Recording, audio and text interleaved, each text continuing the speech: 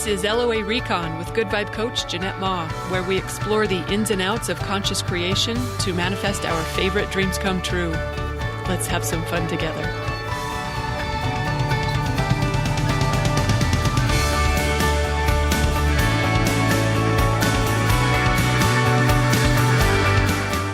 Welcome and thank you for joining me for another episode that I haven't decided what the title of this is yet. I've been flirting with a couple of ideas. One is Dad Speaks Universe. Another I was flirting with was This is Paradise. Ooh, but I was also thinking it might appropriately be called How to Be Dismissive of Problems. I don't know what the title is yet. We'll figure it out when we get there. I'll just dive in. So, when we were little, sometimes Dad would say to us, when we were whining about something that he thought was unworthy of our distress, he would say, I'll give you something to cry about. He meant that as a threat. Like he used to say there better be blood or broken bones if we were crying because crying wasn't cool. And look, he never did discipline us just for crying, but we got spanked for other reasons like, that time there was a bike in the neighborhood that no one knew where it came from. He was probably right when he assumed it was stolen. And he said, I better not find that bike in our yard. He came home from work that day. And sure enough, that bike was in the front yard. We both got beat for that. And then there was one time when, my brother, we were camping. My little brother had a toy bow and arrow. And he was pointing it at a squirrel. And I stood in front of the squirrel so he wouldn't shoot it. And my brother said, move or I'll shoot. And I didn't move. And he shot me in the shoulder. So my brother got beat for shooting his sister with the bow and arrow. And then I got beat for being stupid enough to stand in front of a bow and arrow. I didn't think it was stupid. Those were his words, stupid enough. I thought I was brave enough. It was principled enough. No, we were little. But anyway, we never got in serious trouble for crying. But, the threat of it was enough to inspire us to silence. I'll give you something to cry about. I know we weren't the only kids who heard that from their parents. Parents who were dismissive of whatever we thought was so wrong at the time.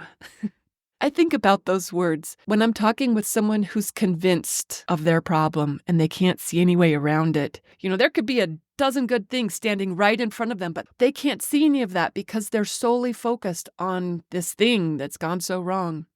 And when I see that happening, I know what's coming. You think that's bad? Oh, keep it up, my friend, because universe is going to give you something to cry about, something more, something serious, something real. Because this thing we're all wound up about, most of the time, this is not a real problem. Not yet, but we can turn it into one if we keep that routine up. We can turn it into that. If we keep our focus on problems, universe will deliver.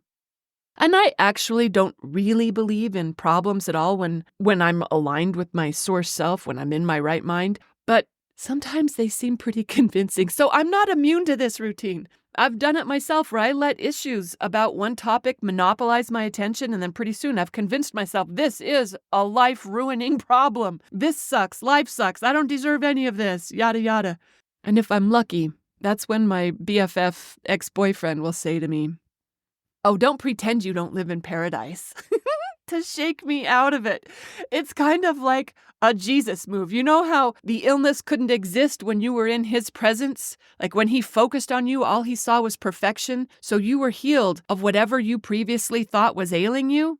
Yeah, my ex does that same sort of thing when he says to me, don't pretend you don't live in paradise. And it just snaps me out of it. There isn't a single time that hasn't worked. Like I was in this game of pretending my life sucks and he just wasn't buying it. He wouldn't play with me. He knows I'm living happily ever after and he won't be convinced otherwise. At least I hope I never convince him otherwise. A smart girl would stop trying. To have a friend like that, someone who genuinely means it with love, not as a threat, not I don't want to hear your whining, but someone who genuinely sees your good life so strongly that you can't help but see it too. Ooh, that's a gift. And that's the same gift I want to give my loved ones, including my clients, who are sometimes convinced of their serious problems. These are not serious problems, people. And look, I know that can sound insensitive and unsympathetic, but I think that's what we're best off being. We don't want to resonate with problems. We don't want to be the frequency of them. Not because we don't care, but specifically because we do care.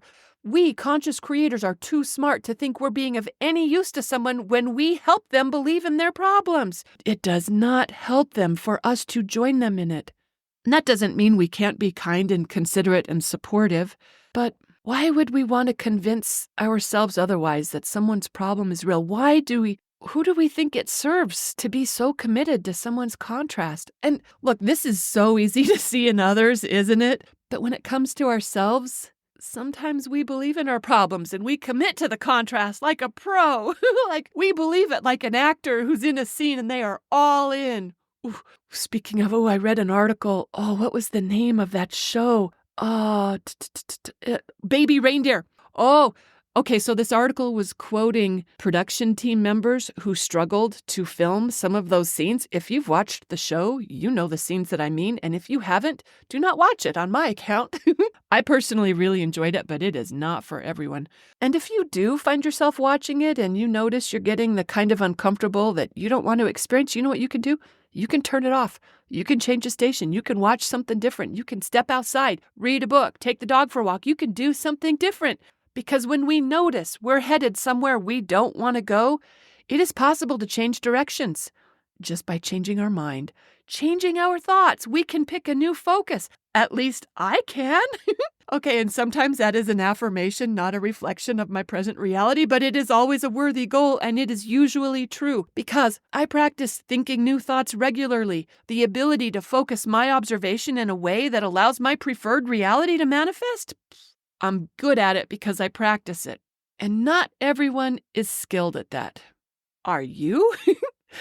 Some LOA savvy clients even sometimes tell me that no, they cannot think about something different. They cannot imagine something else. They cannot see this in a different way. Look, I get it. Some days that's been me too.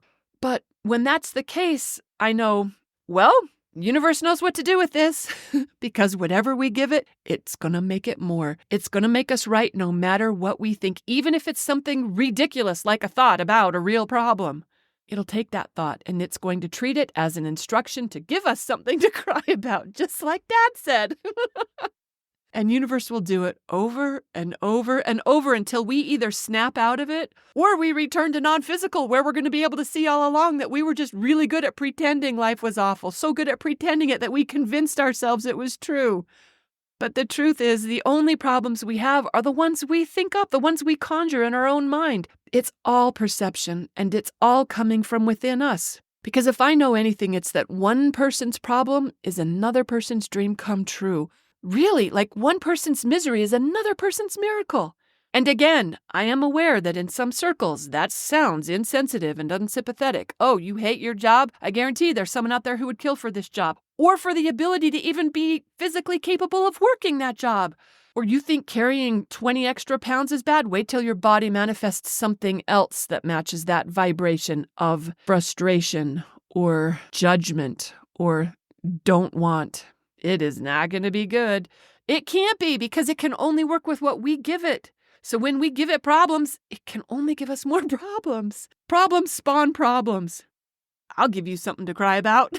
That's what universe says when we're in that woe is me mode. You think it's a problem that you're down to your last $200? You're down to your last couple $100 and you think that's a problem? Oh, you say, well, I also have credit card debt. It's a couple $1,000s. You know, a couple thousand, do you know how many people would be delighted to swap you out with their couple hundreds of thousands of dollars of debt? And you know what, even as I say that, I can't even convince myself that 6 or even 7-figure debt is a problem. The crushing debt of millions of dollars, it's just numbers. Who even cares? Numbers won't kill you unless you let them.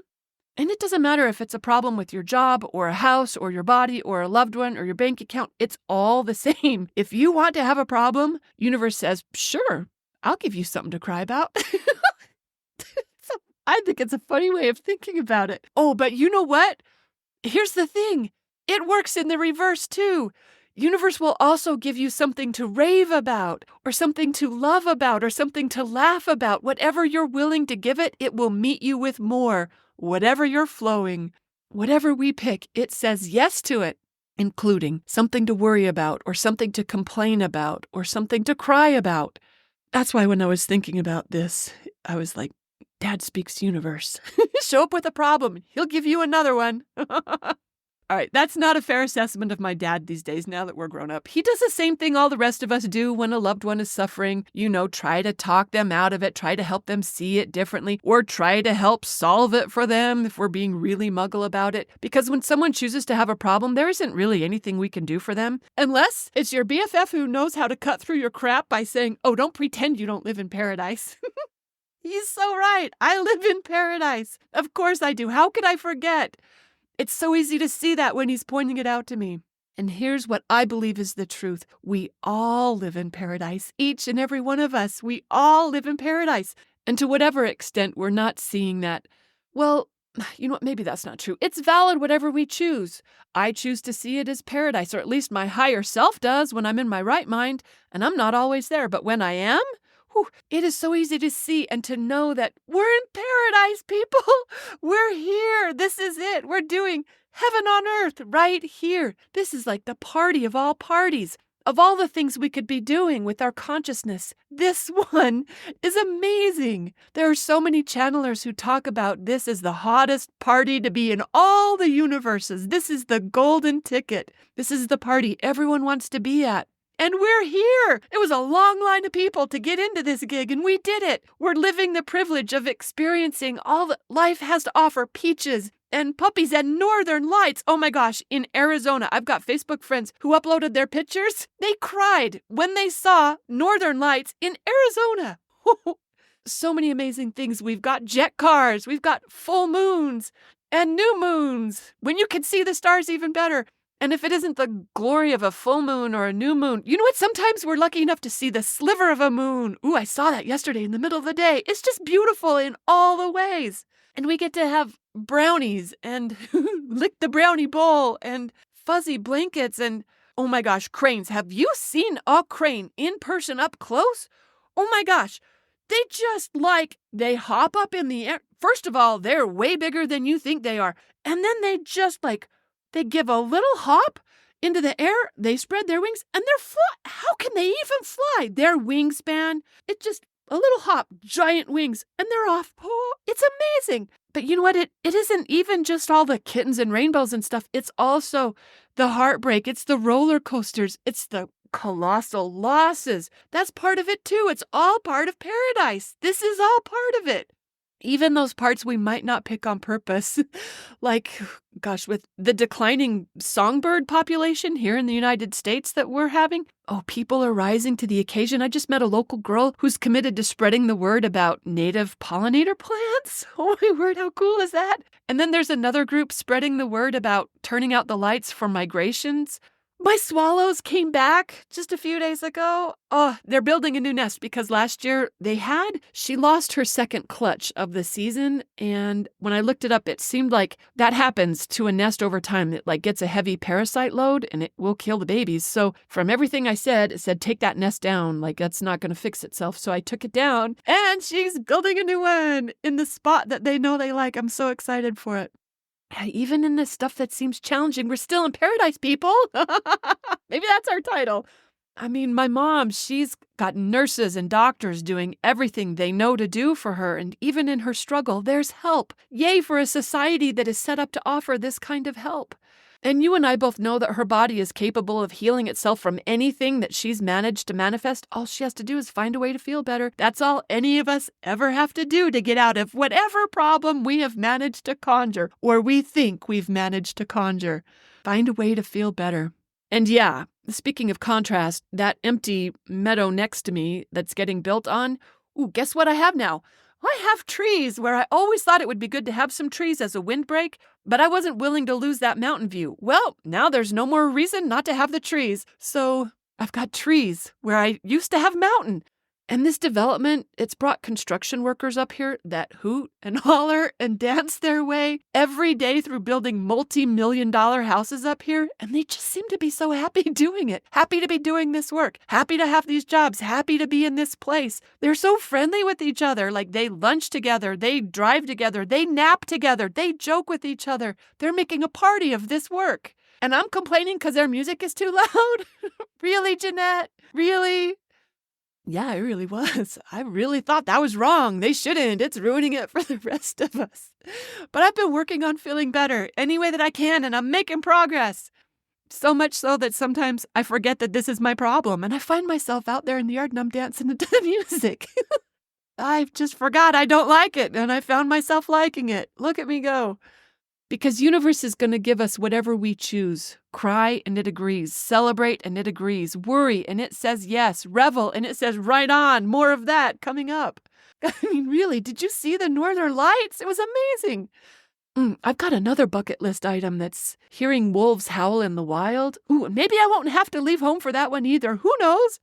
I know there are some people who would curse me for wishing that, but this is my reality and I can do whatever I want with it. So I say wild wolves in Utah. Why not? Woohoo! What I'm really saying is we each get to choose. You get to choose. And I don't mean to be dismissive of your problems. Yes, okay, actually I do mean to be dismissive of your problems. Let's all be dismissive of our problems. Why wouldn't we be? Or at least know that you're choosing them. If you're listening to this podcast, that means you know about your creative power, and it is worth recognizing how you're using it.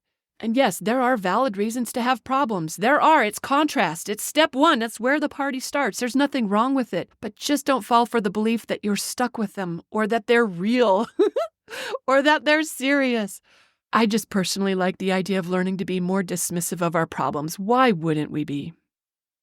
So, may we all be blessed enough to have a friend we can hear who is kind enough to remind us that we live in paradise. All right, I hope you got some inspiration from this. Thanks for listening, everyone, and happy manifesting.